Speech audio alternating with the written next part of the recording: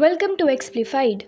Stephen R. Covey's 1989 release, The 7 Habits of Highly Effective People, became an international bestseller, changing the world of self-improvement forever and is widely regarded as a classic in this genre of writing. The book generated mass appeal, enrapturing audiences ranging from corporate executives to university students. As the book celebrates its 30-year anniversary now in 2019, it still remains relevant as ever, with the lessons imparted having withstood the ravages of time. Let's look into some of them and explore what makes it such a compelling and wholesome read even after so many years. At the basic level, the book revolves around the average person's day-to-day personal and professional habits. Covey believes that these habits are the cornerstones of a person's individuality and personality, and that everyone is responsible for their own personalities. The opening section of the book sheds light on some apparently successful people who, despite having vast manifestations of tangible, external success, still struggles with building meaningful interpersonal relationships and personal effectiveness.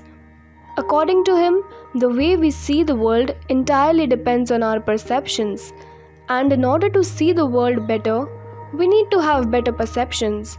The way we see the problem is the problem.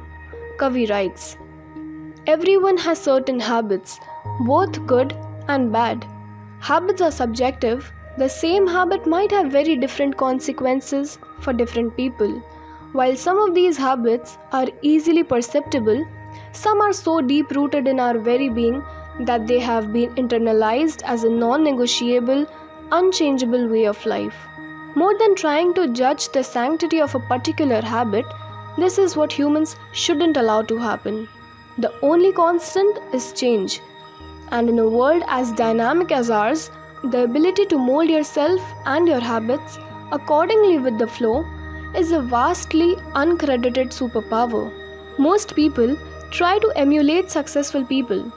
The things they did, the schools they went to, the courses they took, all the while foolishly ignoring the underlying psyche of these people and their habits, which was the major chunk of their reason for success.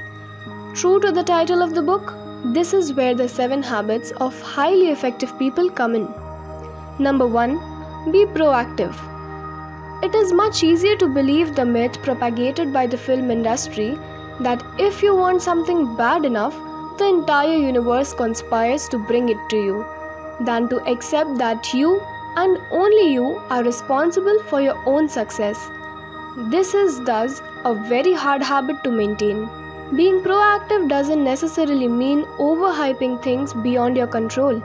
It's more about developing a disposition of recognizing factors that are actually in your control and giving 100% towards capitalizing on them. Number 2. Begin with the end in mind. The end outcome of a prospect and the goals you want to achieve from it should be crystal clear before beginning any task. Planning your goals and setting up the desired expectations beforehand helps in effectively materializing them in the real world. Number 3. Put first things first.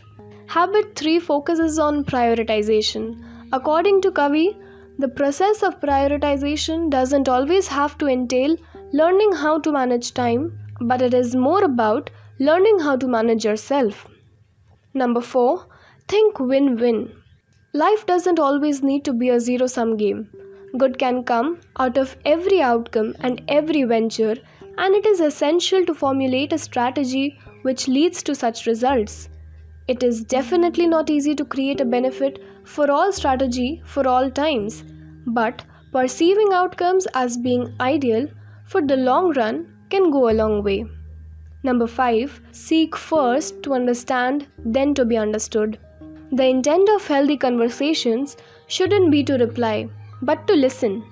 Learning to listen involves imbibing a certain degree of empathy and attentiveness in yourself and can initially be a hard process.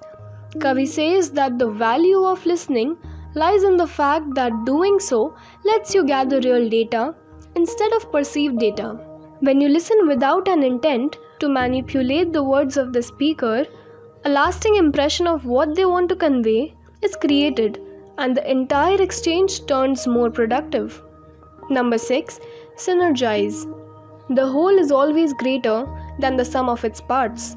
Ensuring positive and constructive responses to the ideas of everyone in a team results in a combination of ideas and strategies that no one could have come with individually.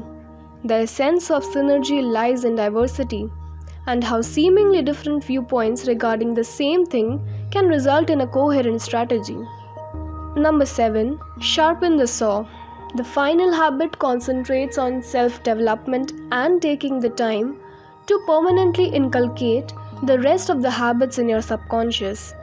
You need to ensure that you give enough time and space to your mental, spiritual, physical, and social self to harmonize among themselves.